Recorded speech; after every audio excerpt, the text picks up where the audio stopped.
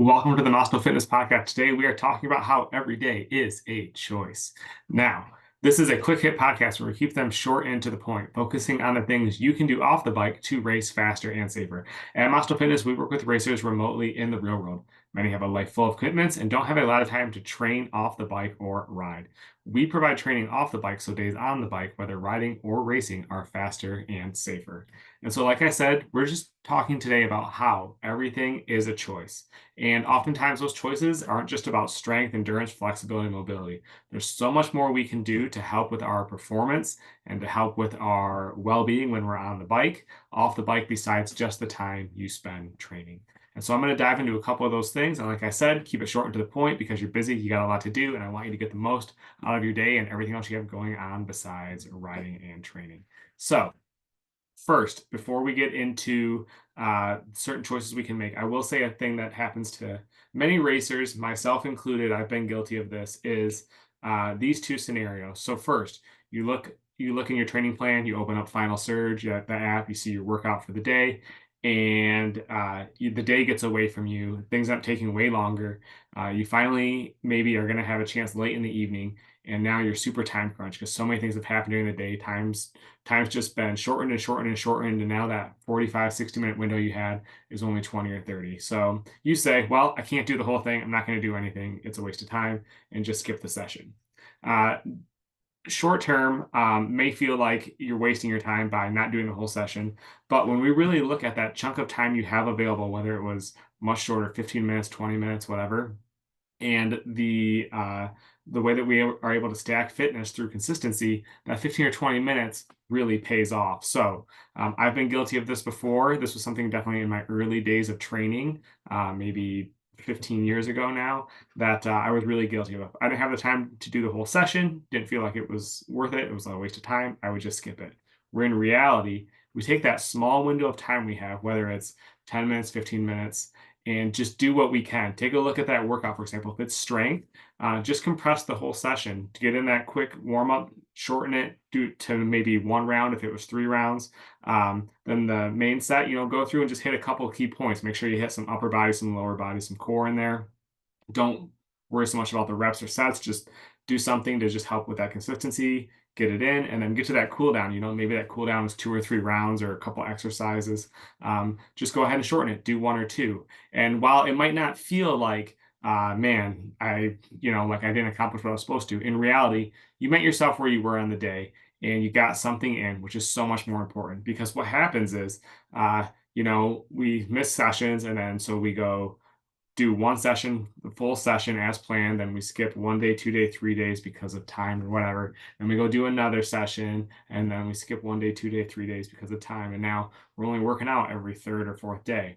When in reality, we're able to really stack fitness and consistency through that just consistent loading of our body by adjusting the time we have. So another great example would be like a bike workout or a rowing workout. Say you've got a 45-minute rowing workout, but you don't have the time. It's really short. Instead of just calling it a zero, making a red cell in the training plan, which is never fun, go in there and just do what you can. Do a shortened warm up, do a condensed version of the main set, and a shortened version of the cool down. And what's important to these when these happen is you just kind of got to be on the fly and know how to make proper adjustments. So I kind of went through the strength for an endurance workout. Just the key points would be making sure you get in some type of a warm up. Maybe it's going to be a bit shorter, but warm up that body. Don't just go from 0 to 100. So make sure you get in some sort of a warm up. For that main set, just kind of look at the work and think: is it a tempo, a prolonged effort? Well, I can shorten it. Is it some short, intense intervals? Maybe I'll cut a couple out to be able to still get in some. And then to the cool down. Don't ever just go from 100 to 0. Make sure you properly cool down. So shift that bike into an easier gear. On the rower, really take your intensity down. If you're running, maybe walk for a couple minutes at the very end, just to help take that intensity level down and help your body start to cool down, which also helps the recovery process as well. So those are two things you can do. Now, the other thing that racers, and myself included, have been guilty for is, let's say you're kind of like you're in this mode where training's going well, you're eating really well in terms of clean, high quality food, nailing the fueling, and then something comes up, you get the opportunity to go out to lunch with some people, and you have something that you wouldn't ideally have, some greasy food or something, some really like cheesy nachos, and I don't know, I'll just say like ice cream or something right out of your normal diet, not what you want. And so then that happens, and you think, well, the rest of the day is ruined. I won't worry about what I eat the rest of the day. And this day is just it's a wash because of this meal. Where in reality, we could say, well, I did have that meal, but everything's an opportunity. So that next meal or next opportunity to eat, you just go back to your normal groove or plan. Kind of jump right back on it instead of giving yourself an easy out. I think is another good thing, and I've been guilty of that too many times in the past, where I would say, well, I'm at these people's house, and I'm eating this food, and now it's just whatever. I'm just not gonna do what I normally do for a couple of days, and then it kind of comes back to bite you when you go to get back into the swing of things. It's definitely harder, and maybe from eating a different diet, you feel a little more lethargic and tired. So, same deal. Once something comes up, but the next opportunity, we have the opportunity to change or go back to how it was. So make sure you do that as well. And those are my two key takeaways about how every day is a choice. There's so many options we can do.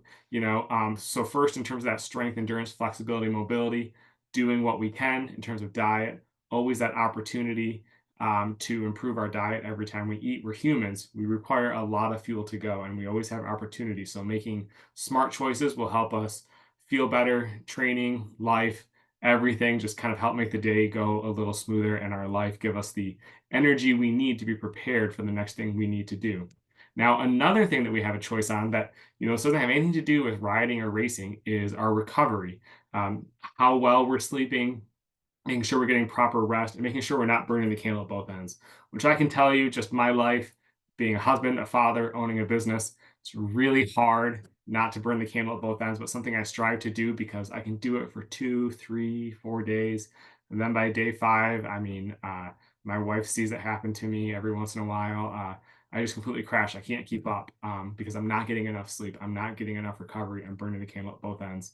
And it comes back to bite me. And that time that I need to recover erases all that kind of efficiency I had of going around the clock the days previously. So something as simple as making a choice to make sure you're going to bed at a proper time. You're not just doom scrolling, laying there at night, doing nothing else, actually making sure you're in a comfortable bed, a dark, cool environment, you're limiting screen time.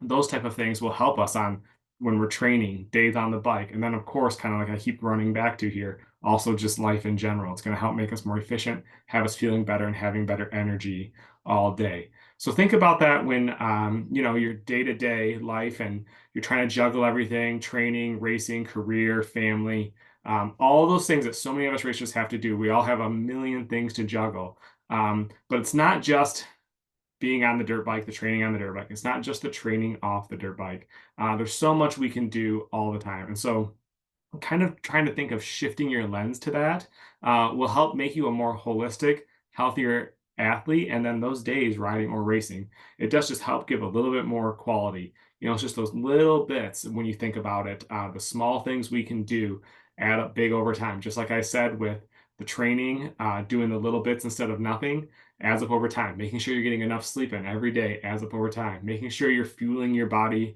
for performance adds up over time. And then those are the little gains that start to separate the pack. I will say, as we kind of round up the year of racing here in Michigan right now, this is what, September 2024. A lot of the racers I work with, their seasons are wrapping up, and it's really amazing the progress they've made through the year. And I know that it's not all just them opening up the Final Surge app, doing the training, and shutting it off. They're doing things from a holistic approach, from sleep to nutrition to trying to do the best they can with stress and life management. And all that has shown on the bike how they're able to constantly perform every time they race or perform to their best on the day every race and finish. And it makes a huge difference when the points are all tallied at the end of the year. So think about that. Every day is a choice. I'll leave it at that today.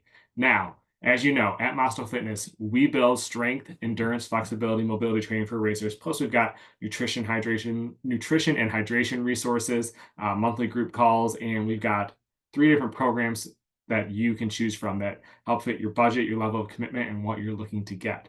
So with that, You can send me a message anytime on Instagram, send me an email at maastofitness@gmail.com, and I'll hook you up with a free week of our single jump training program for you to try. There's no credit card required, nothing like that. All I need is an email address, and you can test drive the program before you even try it out. Just like you can go demo a bike, you can demo our program. So that's it for this week, guys. I will see you next week.